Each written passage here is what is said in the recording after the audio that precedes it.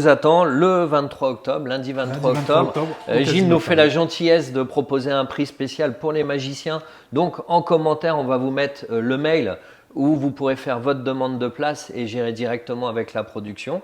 Bonjour à tous, je suis très heureux aujourd'hui de recevoir au magasin en visite Gilles Arthur qui nous a fait la gentillesse de venir nous voir. Merci de me recevoir. Bah écoute, tu es toujours le bienvenu. Et je viens de temps en temps. Oui, bien sûr, bien sûr. Et en fait, c'est aussi moi qui ai proposé de parler aussi de ta carrière et bien sûr de parler d'un événement qui arrive dans un mois. C'est vrai. On vous en dira un petit peu plus à la fin de cette vidéo.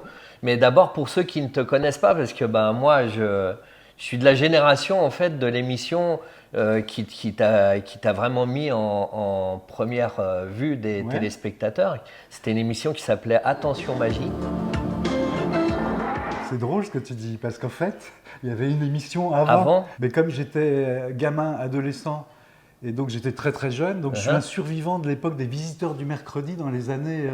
J'espère que vous avez passé de bonnes fêtes et que vous avez pris plein de bonnes résolutions pour l'année 78, entre autres celle de bien travailler vos tours de magie.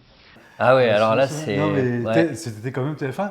Pourquoi je t'en parle? Parce que c'était des audiences monstrueuses en fait. J'imagine, parce qu'il n'y avait pas beaucoup de chaînes en fait. Tout à fait. D'accord. Et alors Attention Magie, moi j'ai un souvenir impérissable de cette émission parce qu'il y avait tous les plus grands magiciens y sont passés. C'est vrai.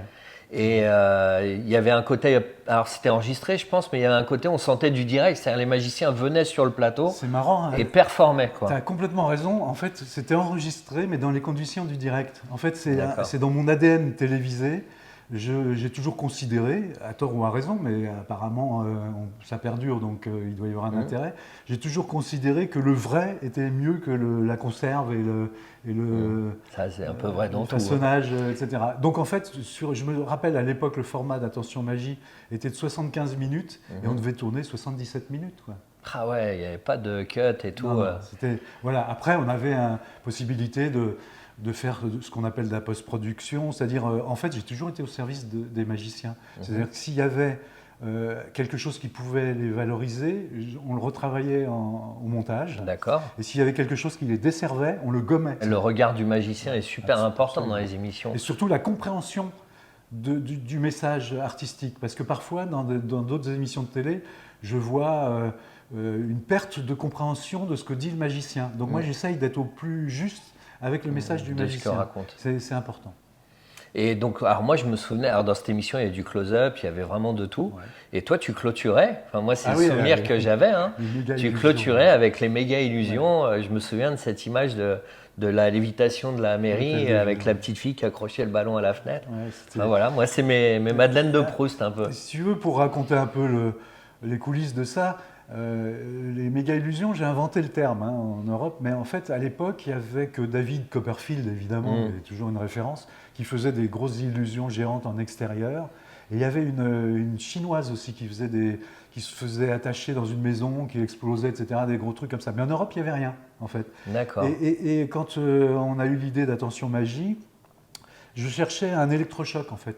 Je pensais que pour attirer le téléspectateur, le spectateur en général d'ailleurs, il fallait sortir de l'image de l'époque qu'on a oubliée, mais l'image de l'époque du magicien était terrible. C'était le genre le magicien qui manipulait des petites balles et qui était plutôt un animateur pour les enfants. Ouais. Donc cet électrochoc, il venait dire attention là, on va ailleurs.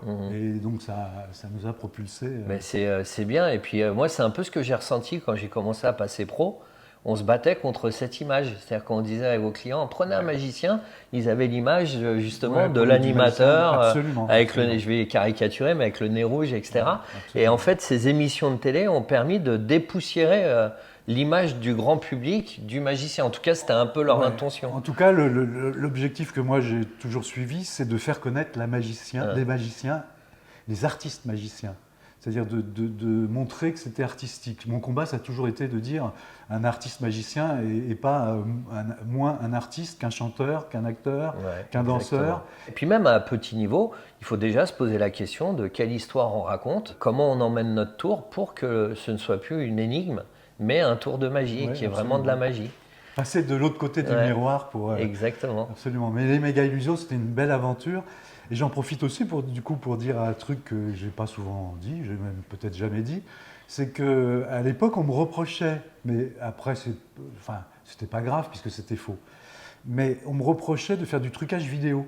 Ouais, alors ça. Alors que nous, on était en matraquage numéro sans trucage vidéo et qu'on ne faisait pas du trucage vidéo. Ouais, et c'est bien pour sûr. ça que, j'espère que vous êtes tous amis entre vous, et c'est pour ça que Georges Proust un jour m'a appelé en me disant « Gilles, est-ce que tu peux nous raconter tous tes tours ?» Parce qu'il m'avait dit un truc un peu vexant, mais que j'ai bien pris. Il m'a dit « Si tu meurs, personne ne connaîtra jamais le secret de la lévitation de l'hôtel de ville de Gagny, de la moto qui fonce dans un mur et qui te traverse, de la torsion d'un réverbère. Je ne sais plus ce que j'ai inventé. » En fait, on inventait des tours. Ah oui, oui, ça c'est. En tout cas, moi j'en garde un souvenir dans ma vie de magicien impérissable. Très heureux de ça. Et donc maintenant, on va parler des Mandraques d'Or, qui est vraiment un événement qui existe depuis des années. 34e édition. 34e édition, vous vous rendez compte, 34 ans d'événement. Et donc là, le prochain, c'est le 23 octobre, lundi 23 octobre. Oui, alors ça c'est l'enregistrement. On est le 20 octobre, le vendredi 20 au théâtre d'Anguin, en Gain-les-Bains. Le 21 au théâtre André Malraux de Gagny, où est né le festival. Oui. J'aimerais bien t'en dire un mot d'ailleurs. Et puis le 23, on finit au Casino de Paris avec la captation pour C8. D'accord. Et donc juste avant de nous dévoiler un petit peu l'exclusivité du plateau qu'il y aura, justement tu voulais parler un peu de l'origine en fait de cet événement. Parce que ça me dépasse et comme il y a prescription, je peux dire ce que je pense vraiment. Je pense que ce festival a une bonne étoile. Mais elle a une bonne étoile parce que l'équipe qui l'a gérée, et, dont je fais partie bien sûr, le fait avec passion. Et en fait, la toute première édition des Mandraques d'Or est née avec une ouverture de rideau sur Jean Marais qui citait le poème de Cocteau, Homme aux mille mains, sur les magiciens. Et bien, les gens sont restés en standing ovation pendant 15 minutes. On n'avait pas encore fait le moindre tour de magie. Oh, c'est génial. Donc, ouverture du rideau des Mandraques d'Or et les gens debout à applaudir comme des fous pendant 15 minutes. Donc ça ne s'écrit pas, ça ne se prévoit pas, c'est impossible. Ce soir, pour moi, c'est inoubliable. Je crois que j'y penserai le restant de ma vie. Donc c'était juste la passion qui débordait et qui se ressentait. Et Jean Marais, d'ailleurs, nous a dit, c'est tellement beau, mais... lisez le bouquin sur les Mandraques d'Or, les 30 ans des Mandraques d'Or, il y a des anecdotes. Jean Marais, par exemple, est venu, quand je l'ai contacté, je me suis dit, il ne viendra jamais, je lui ai envoyé le dossier, etc. Un jour, je me rappellerai toute ma vie, j'étais à Fort Boyard, et Jean Marais m'appelle, et j'étais tremblant. Jean Marais, c'était une star. Voilà, et il me dit, Gilles, je vais venir, et je vais vous dire pourquoi je viens. Je viens parce que je croyais tout connaître de Cocteau, et je ne connaissais pas ce poème que vous m'avez fait découvrir. Donc je vais venir. Donc c'est juste magnifique, c'est juste incroyable. Et pour clôturer, le phénomène Jean Marais, l'année d'après, Jean Marais me rappelle et il me pose cette question complètement surréaliste. Gilles, est-ce que je peux revenir au Mandraques d'Or? Jean Marais. Génial.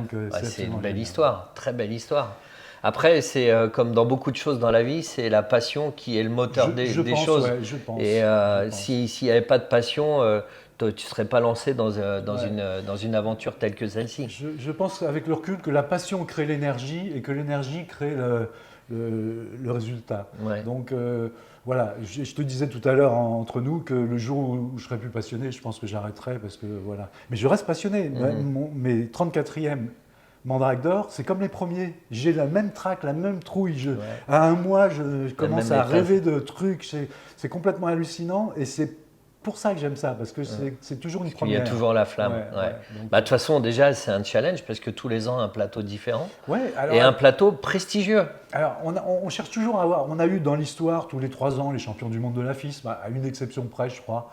Mais là, cette année, là, vous avez fait fort. Je ne sais pas ce qui s'est passé, mais c'est le hasard de la programmation, parce qu'on a une liste avec les 30 plus grands magiciens du monde du moment, et on la compose. En fait, on compose dans cette liste. Si on ne peut pas avoir le numéro 4, on prend le numéro 5. Il faut ménager avec les disponibilités de chacun, etc. Et là, on a eu, comme on dit, des planètes alignées, puisqu'on a Ding Yang, championne du monde en magie générale. On a Yu Park, champion du monde en manipulation. On a Eric Chen, champion du monde en manipulation. Ouais. Et on a pour la première fois en France les stars du Brésil qui seront pour la première fois sur une scène et en télévision. Et c'est deux énormes stars. Donc c'est un plateau, je crois, unique. Génial, super. Et tu as aussi les récurrents, j'imagine. Vincent C, moi, que j'adore. Vincent C, qui est un Canadien incroyable.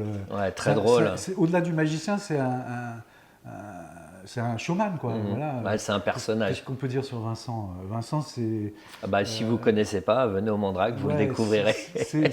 C'est dans la lignée de Macronet, Garcimore, Éric Antoine. On a Vincent C qui lui, dépasse un peu les limites de temps en temps. Mais on aime bien, un peu comme Laura Lone, on va dire. Oui, exactement, pour l'humour, exactement, tout à fait. Puis voilà, il est dans la lignée, il a son personnage, il est droit dans ses bottes, il est extrêmement drôle et je trouve qu'il apporte une énergie géniale sur le plateau aussi. Donc on vous attend parce que ça serait dommage de rater. Et je crois franchement que ça va être bien plein cette année. Donc il faut. Donc on vous attend le 23 octobre, lundi 23 octobre. Gilles nous fait la gentillesse de proposer un prix spécial pour les magiciens. Donc en commentaire, on va vous mettre le mail où vous pourrez faire votre demande de place et gérer directement avec la production. Donc nous, on transmet l'information parce que ça parle de magie, on aime la magie et on veut que vous découvriez tous ces artistes. Merci beaucoup Gilles d'être passé par chez nous. C'est moi qui vous remercie. Je suis toujours ravi quand je viens au magasin. Je vous encourage à venir découvrir tous ces nouveaux tours. Ça n'arrête pas, c'est toujours de la créativité. C'est encourageant la créativité, c'est ce que font très bien les associations. Et nous, on essaye de valoriser les magiciens. Exactement. En tout cas, merci encore. Et puis plein de bonnes choses pour la représentation qui approche. Merci beaucoup. À bientôt. À bientôt.